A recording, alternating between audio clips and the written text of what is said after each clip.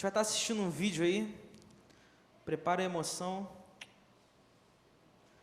Se liga nessa mensagem. Jesus disse: ide e faça discípulos.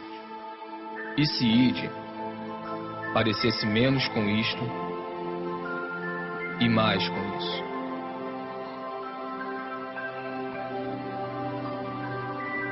E se fazer discípulos parecesse menos com isto e mais com isso.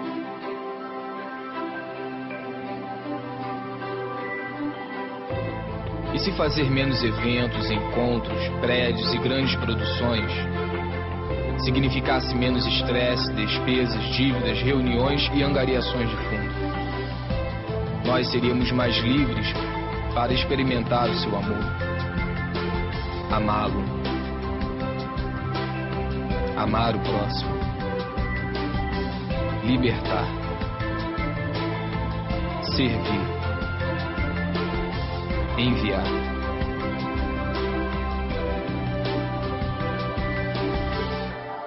E se ao invés de fazer concertos, bazares, palestras, boletins e erguer prédios, nós fizéssemos mais discípulos para amar, cuidar e ensinar as pessoas? Como ele fez. E como ele fez. E eles fizeram. Esta é a nossa missão. Este é o grande chamado. Amar, libertar, servir, ir onde se fizer necessário. Isto é discipulado. Isto é igreja. Atos dos Apóstolos 9, verso 10. Quem está feliz aí nessa noite, diga uhul. Quem está feliz aí, diga um uhul de verdade, então. Melhorou. Atos dos Apóstolos 9, verso 10. O tema da mensagem dessa noite é o desafio da consolidação. A gente acabou de ver um vídeo que fala mais um pouquinho sobre discipulado, sobre a verdadeira missão da igreja. A gente está seguindo essa série de mensagens falando sobre a nova estrutura da igreja, que não é tão nova assim, é uma estrutura bíblica de você ter discípulos, ensinar, transmitir algo da sua vida para a vida daquela pessoa. Esse é o nosso grande desafio. Nesse tempo eu tenho lido bastante material, tive a oportunidade, como a gente já falou um pouquinho antes, de estar com o pastor Eiber e a sua equipe lá de Santarém, da Igreja da Paz, uma igreja que hoje somente tem 7.500 células que se reúnem semanalmente adorando o nome do Senhor. Isso dá mais ou menos 7.500, vai dar mais ou menos 60, 70 mil membros na igreja lá em Santarém, no Pará, e eles têm revolucionado a cidade deles, vivendo aquilo que Deus mandou que nós vivêssemos.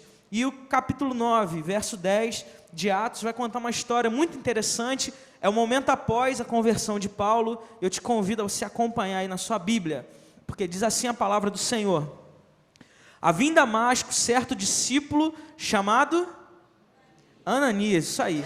O Senhor lhe disse numa visão: Ananias. Ele respondeu: aqui estou, Senhor. O Senhor lhe ordenou: levanta-te e vai à rua chamada Direita e procura na casa de Judas um homem de Tarso chamado Saulo. Ele está orando agora. E viu numa visão um homem chamado Ananias entrar e impor-lhe as mãos para que se recuperasse a vista.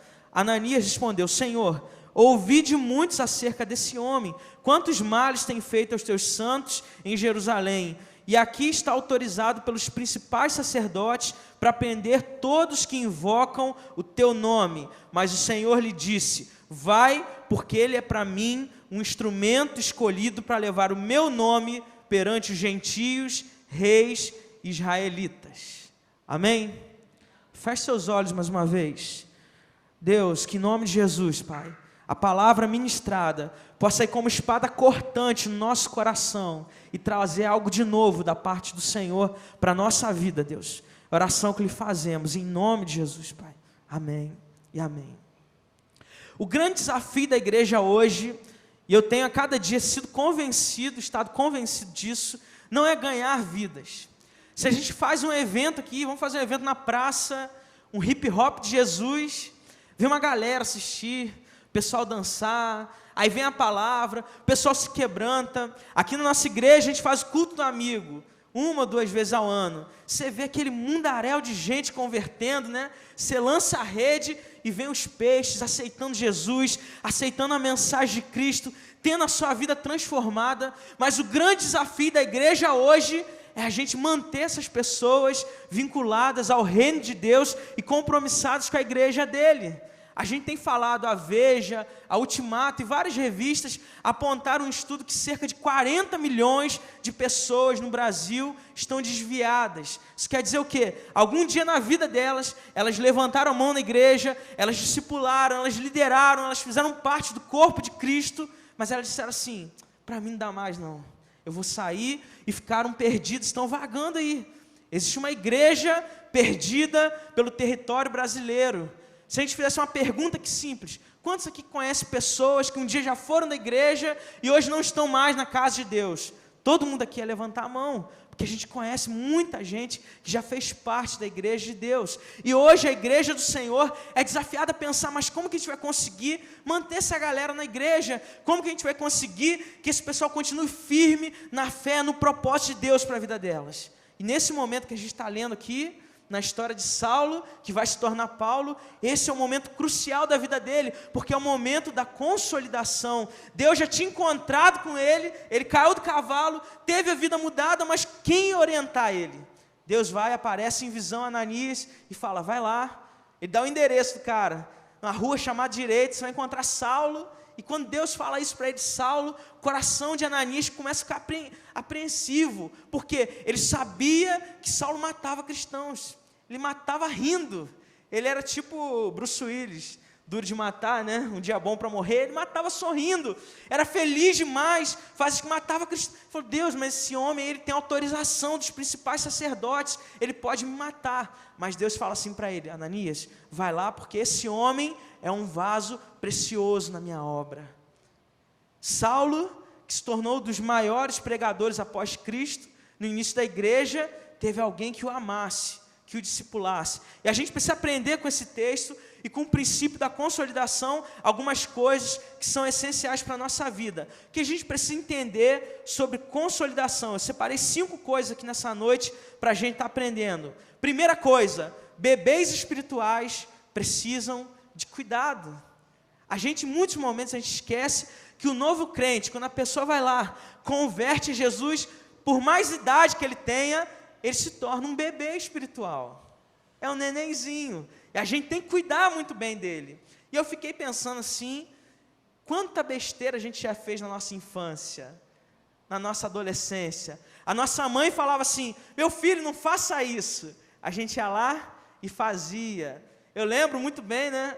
Nossos pais falavam assim, não coloca o dedo na tomada. Aí que a gente fazia, ia lá e tomava uma carga de 1000 volts. Não, senão a gente morria, né? A tomar uma carga para ficar esperto. Ou então não faça isso. E a gente fazia. Isso demonstra o quê? Que a gente também deu trabalho para os nossos pais, para os nossos líderes. Então a gente tem que ter essa concepção que o novo crente é alguém que precisa ser cuidado e ajudado pela igreja.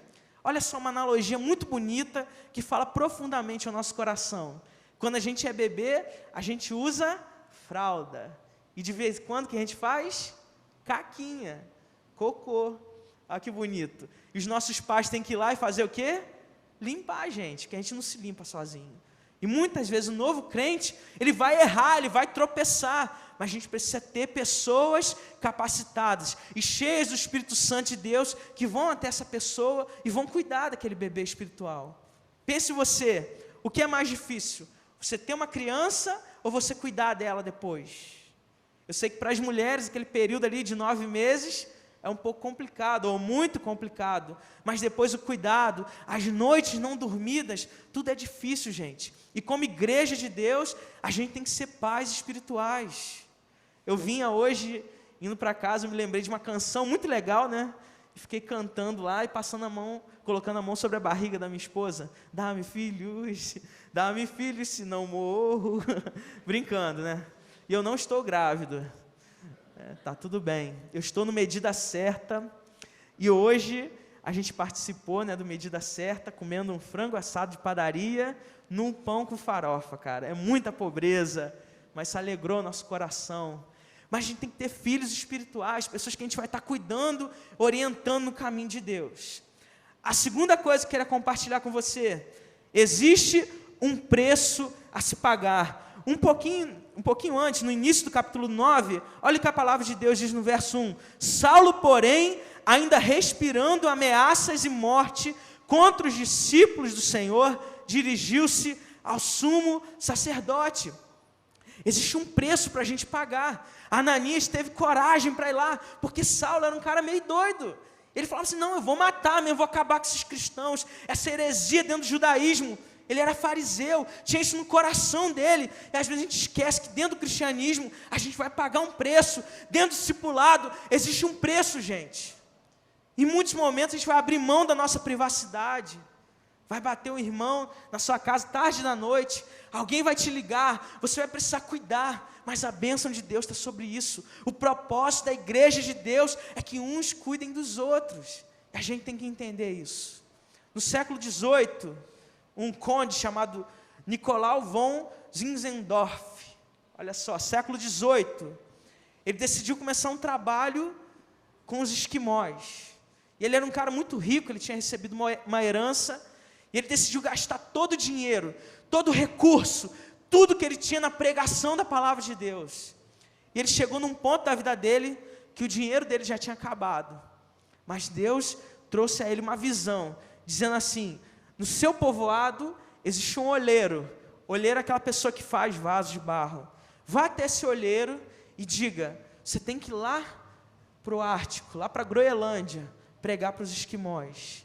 E ele ficou na maior crise na vida dele, porque ele falou: Deus, esse olheiro é pobre, ele não tem recurso, eu também não tenho, talvez ele não tenha a instrução necessária para isso acontecer. Meu Deus, como que vai ser isso? E aquele homem chegou à casa daquele olheiro e falou assim para ele: Deus me deu uma visão, que você tem que ir lá pregar para os esquimós. E aquele homem, ele ficou em silêncio por um instante, ele disse assim para o conde: eu posso orar aqui apenas 2 minutos? Aí o conde respondeu: pode orar. Ele fechou seus olhos, orou, e quando terminou, disse assim: eu vou, eu só te peço uma coisa. Aí o conde respondeu: pode dizer o que você quer pedir para mim? Ele falou: arruma um par de sapatos velhos para mim, porque eu acho que vai ser muito difícil eu ir para lá pregar descalço. E aquele conde falou: com certeza eu arrumo para você. Foi para sua casa, arrumou o par de sapatos, e no dia seguinte, quando ele voltou na casa daquele olheiro para entregar o par de sapatos, tinha um bilhete: não tenho tempo para esperar os sapatos. Há uma urgência na pregação da palavra de Deus. Antes do sol nascer, eu já saí e fui cumprir a minha missão. Hoje existe uma pesquisa que aponta que mais de 50% dos esquimós são cristãos, nossos irmãos, por causa desse olheiro que decidiu pagar um preço na vida dele. Em muitos momentos a gente vive o nosso cotidiano, a gente vive a nossa vida demais. Ah não, cara, tem que viver, tem que curtir o que eu tenho para viver. E a gente esquece de pagar o preço. A gente esquece de pagar um preço. Gente, o preço não é um sacrifício que a gente tem que fazer. Não é assim um peso muito grande. A gente tem que servir ao Senhor com alegria. É tomar a nossa cruz todos os dias e servir ao Senhor, porque a recompensa dele, um dia a gente vai encontrar na glória com o Senhor. E é isso que eu sonho, um dia encontrar com o meu mestre.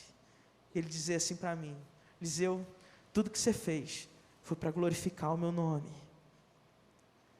Terceira coisa que a gente tem que entender, que a chave do discipulado é o cuidado.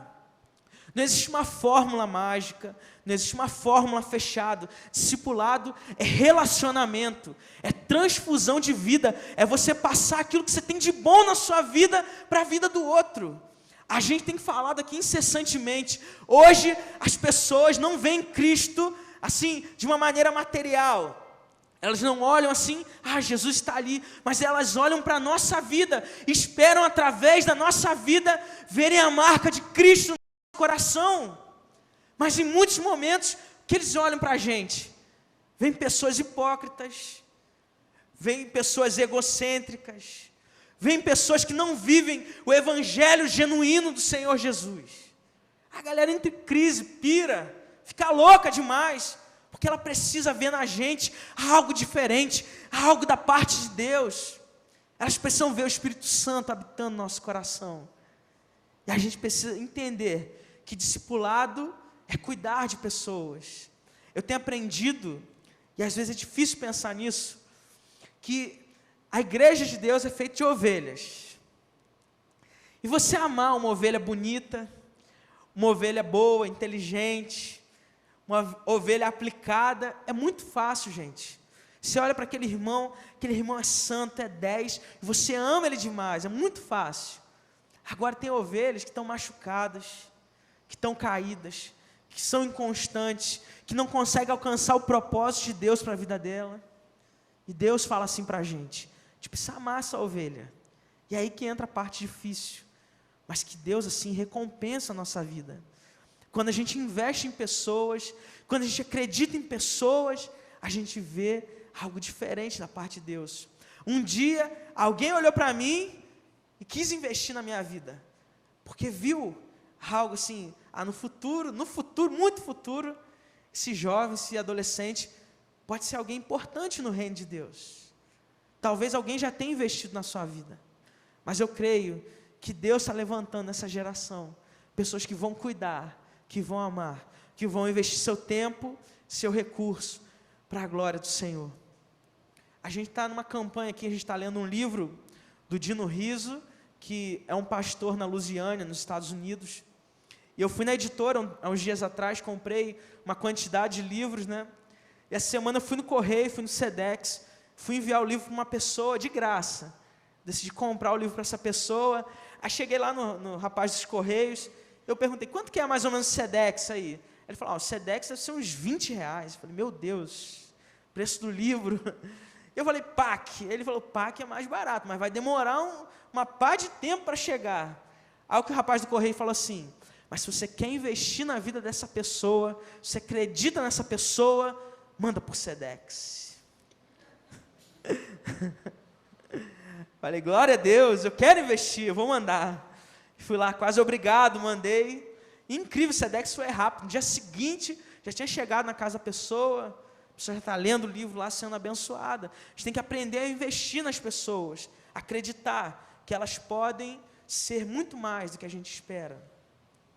Um outro desafio, dentro da chave do discipulado, que é o cuidado, é a gente entender que a gente não pode perder ovelhas. Tem uma parábola muito legal que fala sobre a 100ª ovelha, né? E hoje uma frase muito corriqueira no meio cristão é que as nossas igrejas estão com as portas da frente abertas, mas as portas de fundos também estão abertas, janelas.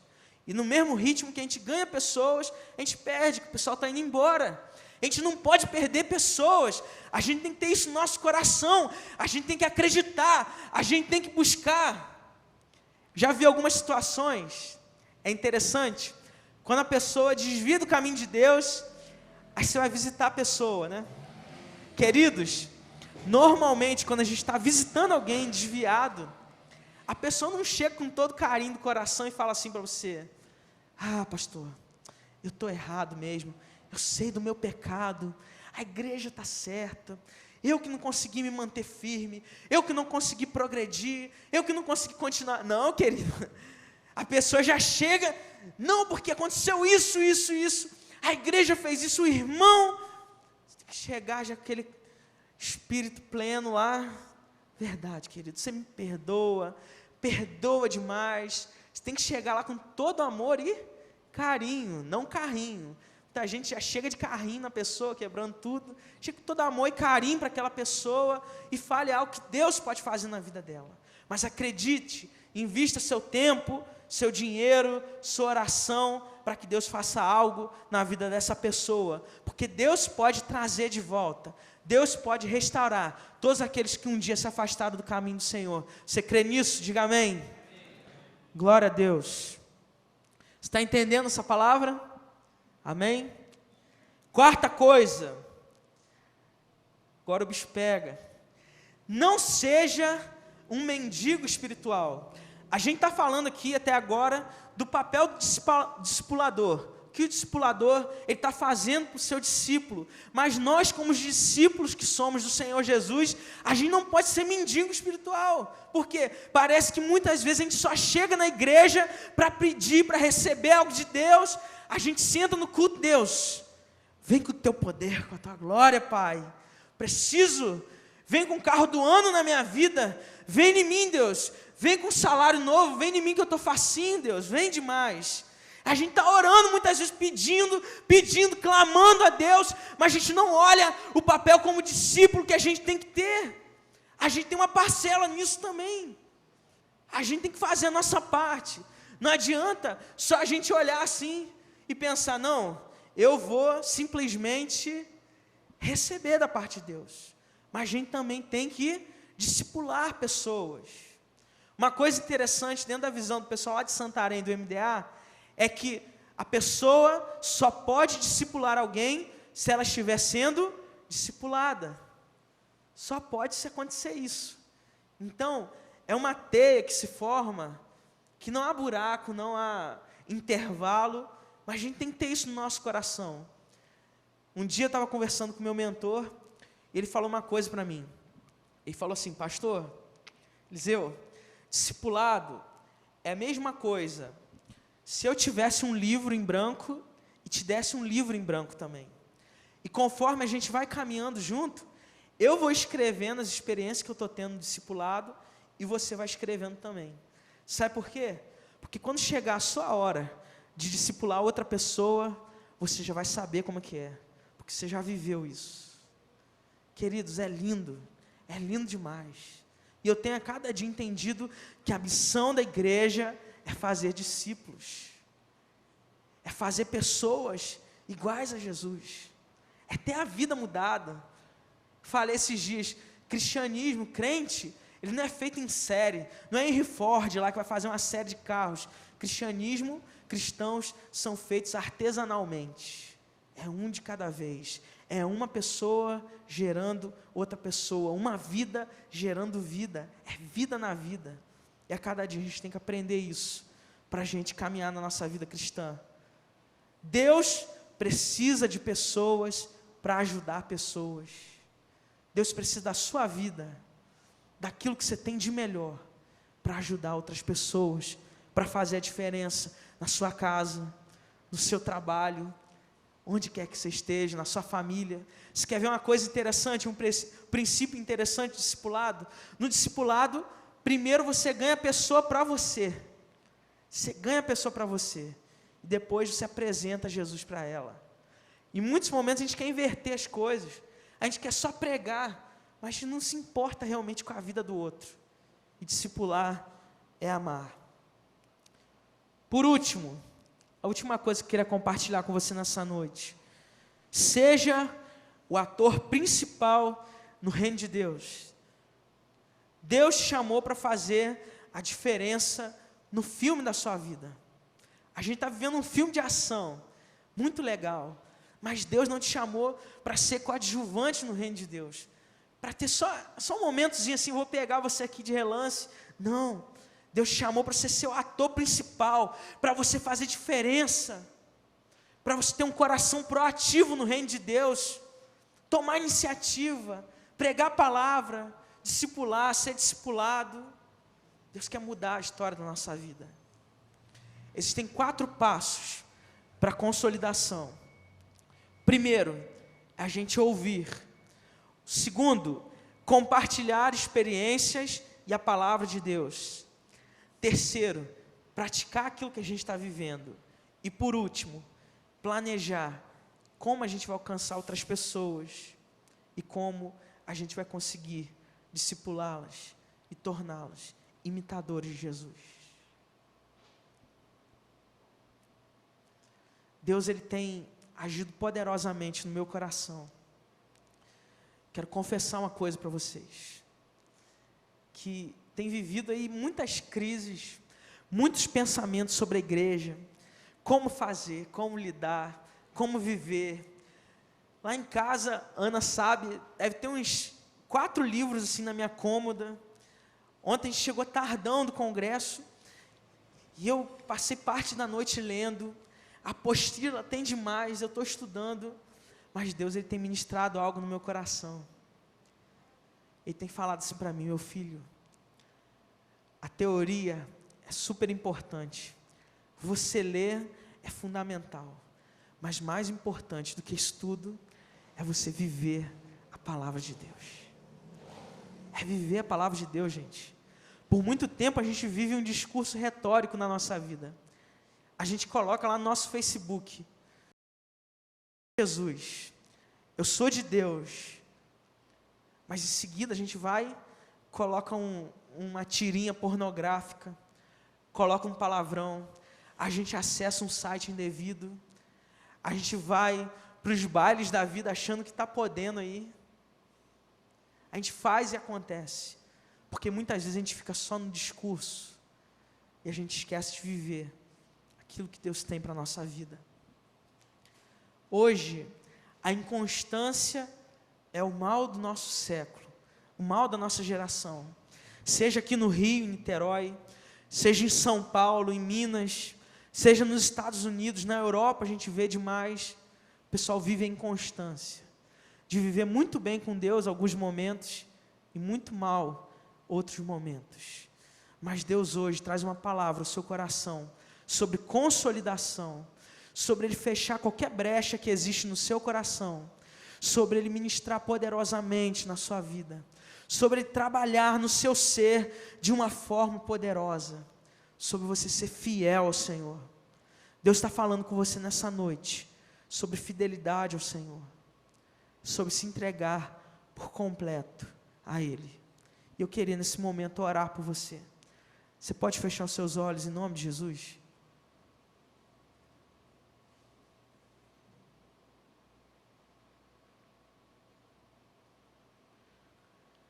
Com certeza Deus falou ao seu coração nessa noite. Porque se cremos que o Espírito Santo do Senhor, Ele está aqui, e se a gente permite que o Espírito Santo haja de alguma forma na nossa vida, a gente é tocado por Ele, a gente é transformado pelo Senhor. E eu espero profundamente que essa seja uma noite de decisão, seja uma noite de conquista, seja uma noite onde você realmente vai sair daqui da casa de Deus diferente, transformado pelo Senhor. Gente, o que dói mais no nosso coração, na nossa vida, são os momentos que a gente vem, que passam, e a gente continua da mesma forma, nada muda, nada altera na nossa vida. Mas Deus quer tratar com você, Deus quer tornar você um discípulo dEle, fiel, que vai fazer a diferença nesse tempo. Deus quer acabar com toda a inconstância do seu coração. Você pode dizer assim para mim: pastor, eu tenho vivido um tempo onde eu levanto, mas eu caio rapidinho, Deus. Mas Deus quer acabar com isso. Deus quer te dar uma vida de oração, uma vida de palavra, uma vida de intercessão, de anunciar o reino de Deus e a sua justiça. E eu tenho 2 perguntas para você nessa noite. Você quer acabar de vez? Ei, preste atenção aqui. Você quer acabar de vez com a inconstância na sua vida? Você quer de vez estar firmado no Senhor? Se você está sofrendo e você precisa do cuidado dos irmãos, da igreja de Deus, nesse tempo, eu te convido, onde você está, se colocar de pé, em nome de Jesus, e a gente vai estar orando pela sua vida. Se você precisa do cuidado do Senhor na sua vida, do cuidado da igreja, dos discípulos de Deus, eu te convido a se colocar de pé. Ou se você quer dizer assim: Deus, eu preciso acabar de uma vez por todas com a inconstância do meu coração, em nome de Jesus. É você e Ele, é você e o Senhor. Deus está falando aqui, Deus Deus está tocando, Deus está movendo a sua vida. Deus abençoe. Deixa o Espírito Santo de Deus falar contigo. Deixa o Espírito Santo de Deus mover o seu coração, te trazer vida, te trazer paz. Não preocupa com quem está do seu lado, é o seu momento com o Senhor. Mas deixa Ele falar na sua vida. É tempo de reconciliar, de voltar. Oh Deus. Nós estamos aqui, Pai, como igreja do Senhor, Deus. Pai, que em nome de Jesus, Pai, o Teu poder, a Tua unção, Pai, seja manifesta sobre essa igreja, Pai, sobre cada uma pessoa que está ouvindo essa mensagem, Pai. Deus, que em nome de Jesus, Pai, nós possamos a cada dia viver o discipulado do Senhor, viver na presença do Senhor, Pai.